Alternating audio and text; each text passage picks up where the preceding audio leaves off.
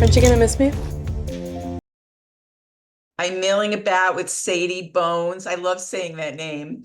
And she's the writer director of If That Mockingbird Don't Sing. Hi. Hi, nice to meet you. You too. So Bones is obviously not your real name. Tell me how that all came about. I love saying it, as I said before. It's a great name. It's actually shortened from Sadie Bones Jones. Before I was born, people called my mom Betty Bones Jones.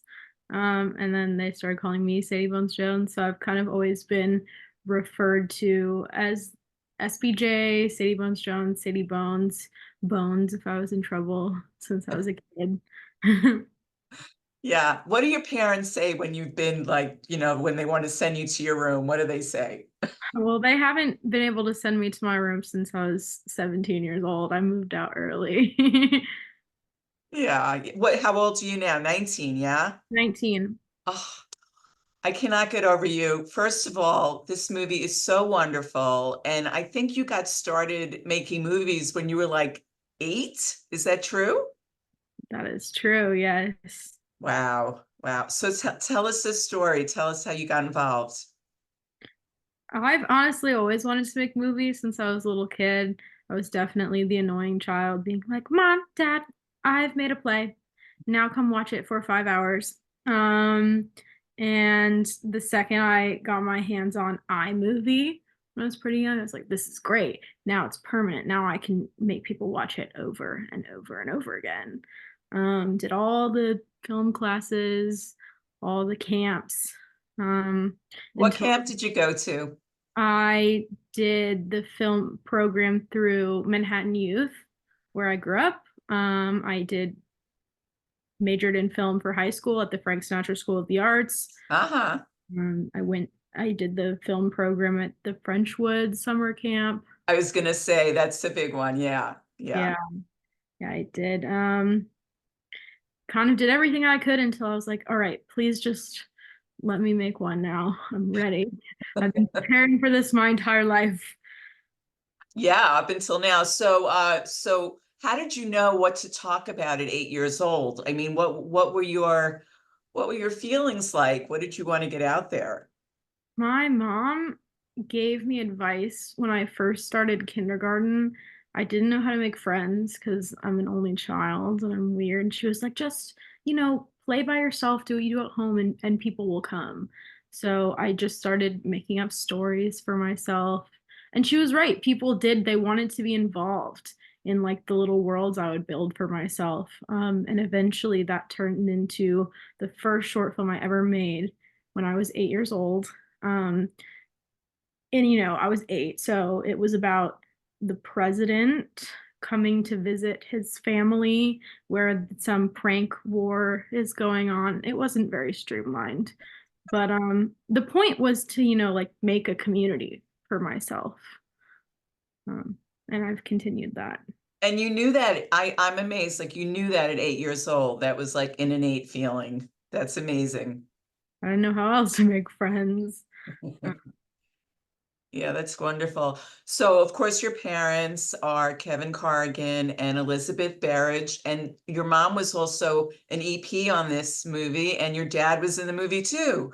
So it was really like a family affair, yeah? Yeah, absolutely. I mean, I gave my dad like 2 lines because he was in the short film I made in high school and he didn't learn his lines, so he got demoted this time. But like his band's music is in it. My parents are both so creative and have so much to offer. And like they do so much more besides act. So we had so much fun creating all of this together. My dad and I actually like wrote a scene together. I wasn't raised religious, and there's a scene in the film where this girl goes to church and messes up taking communion, which really happened to me. And when I was trying to write it, I was like, well, clearly I don't know what's going on, so I don't know how to like write it accurately. And my dad was raised Catholic, so he helped me write what the priest would be actually saying. That was so fun to do together. My mom was super involved. You know, she was definitely like driving me to set every day. Like she became like the set mom to everyone too. They get it. They get what it's like to be in the arts. Oh, yeah. Did you pay them? Hopefully, you know, they feel I paid them in creative um work. I gave them, Okay. they were employed. I hope it was satisfying for their soul. You paid them with love. Yeah. There Yeah, you exactly. go. Yeah. And why did you decide to play the groupie? It's such a fun role. I wasn't going to. I wanted my dear friend to play the role, but she's Canadian. We couldn't get her work visa in time. And I was thinking, like, okay, well, who else can play this role? Like, lots of different people. And then I was like, well, I did 2 years of acting school. So And you were ready. I was like, just do it. Just be in the movie. You know, there's a part up for grabs, it's small. You did all that training, like why let it go to waste? Which is, so that's the only reason I'm in the movie. And I deeply regretted it. I was so self-conscious. I was like, oh, this is so much harder than I thought it was gonna be. This camera is huge. This skirt is short. And yeah, I wouldn't do it again, but it was fun. It was fun. And I think it made me a more empathetic director afterwards. Yeah, you got to do all the disciplines really to really know. So you fancy yourself mostly a writer director. Yes, I would like to say. Yeah. And also cinematographer, yeah? I did shoot my little short film that I made. My DP for this movie is brilliant. Brianna Mann, so much more talented in that area. I I like to, but I don't know that that's something I'm going to pursue more in the future. Yeah. So let's talk about your inspiration for this story. Where did that all come from? Honestly, I was about to finish a 2 year conservatory program that was kind of like college for me. I had just turned 18. All my friends were in their first year of college I was like, well, I don't know what I'm gonna do. And I put all those feelings into a script. I never thought it would get made at the time. It was just like my diary essentially. Really? Really? So because the storyline is really so poignant because we're living in a time where women have like no rights anymore. It's unbelievable. And you wrote this story about a very young girl who all she wants are her rights. Yeah? Yeah, I mean, I don't think about it as being like political because I don't think it should be. I think it's ridiculous that women's right to choose is a political issue in the first place. Yeah. To me, it was like it's just a story about a girl trying to figure out her way in this world and be an autonomous person. Um, I don't think that should ever be up for debate in the first place. And it's scary to me that it is. Yeah. And you are so young and imagining like how your peers feel. Yeah, I think, you know, it's hard enough. It's hard enough to be like a young woman or a woman of any age, and it's hard enough to like be pregnant. It's hard enough to be in a relationship. I can't even imagine like the pressure of it now also being debated by lawmakers. Like that wasn't even in Roe v. Wade hadn't been overturned when I started writing it. You know, it was like halfway through that I was like, oh my God, like there's already so much going on. I can't imagine dumping that on her too. Yeah. Yeah. How did you find this actress? I feel like I've never seen her before and I fell in love. Itana Doyle. Okay. Yeah, Yeah. tell me how you found her. She's wonderful. Yeah, this is her first feature role. We had been in class together, an acting class together. I'd seen her do a scene and I was like, there's something about her. So I reached Mhm. out to her. She did an amazing audition. And I mean, yeah, she's a star. I so agree with you. Oh my God, she was so great. So it must have been like a really cool thing to be in class with all these people and like maybe someday you would cast them in one of your movies. Yeah, I mean, honestly, most of the young cast is people that I went to school with. That's how I found him. And it's amazing because the Lee Strasberg Institute brings in students from all over the world, from all different walks of life, and they get to bring all those colors into the movie too. So talk is casting like one of your favorite things to do? Me too. I when I see something, when I read a book, I like cast it immediately. Oh yeah.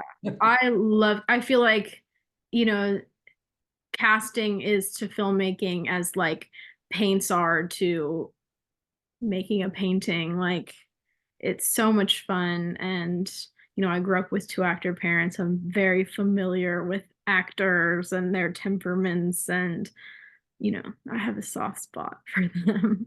Oh, I know, I hear you.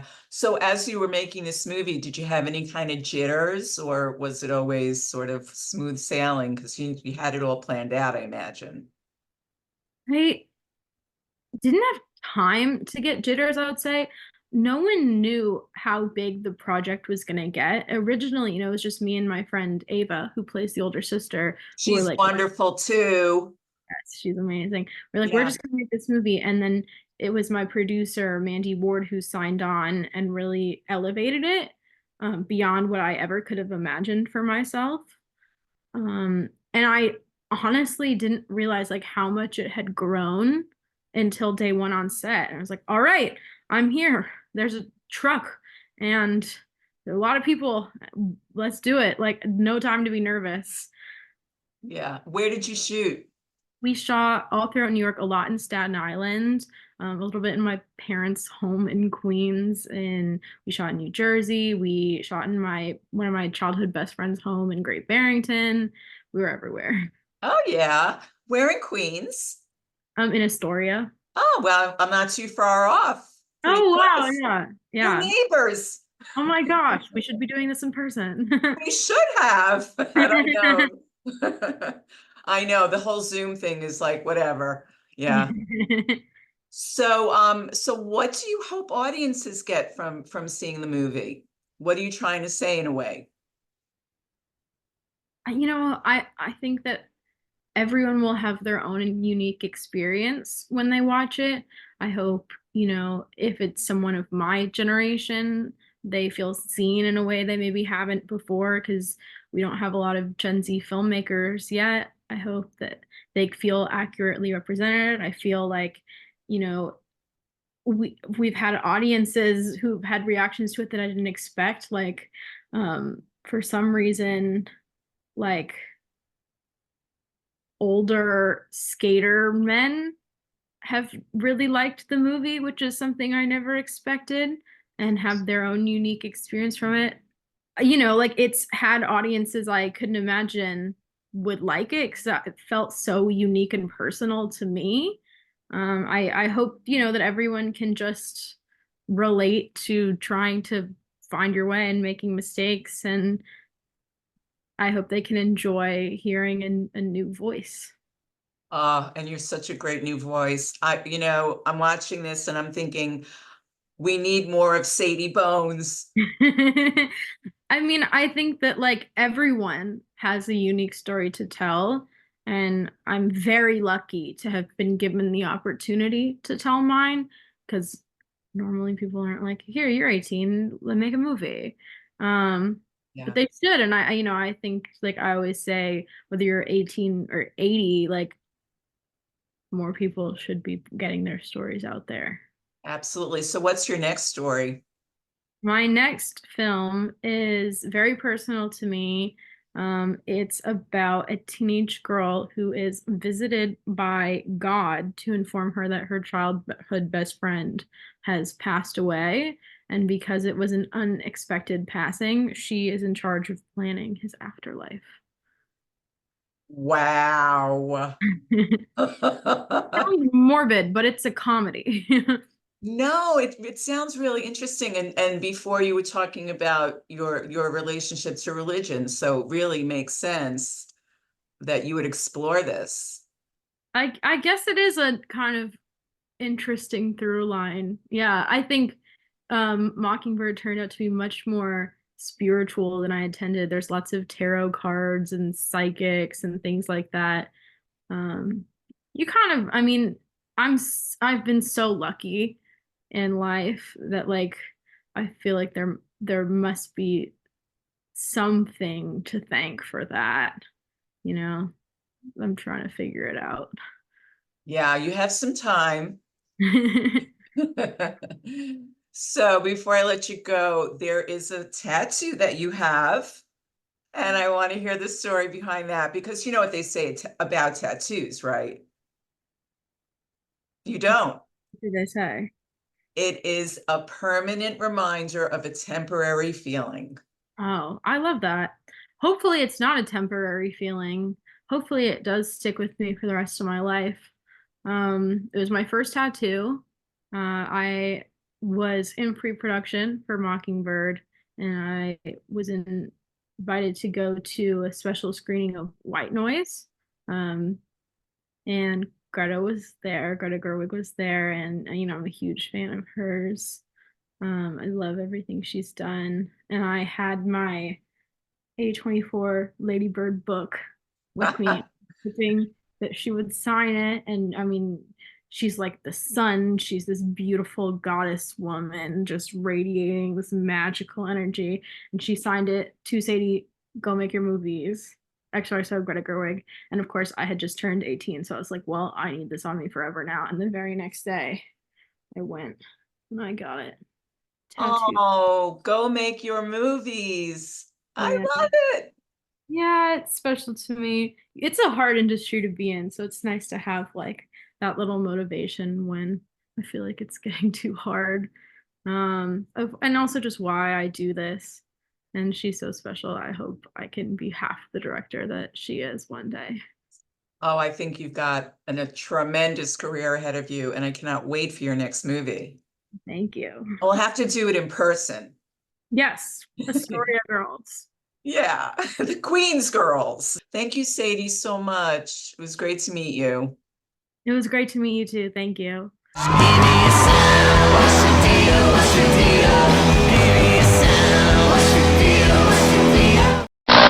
Always news. Always refreshing. Always candid. Always milling about. Robin Milling delivers what celebrities are saying to you.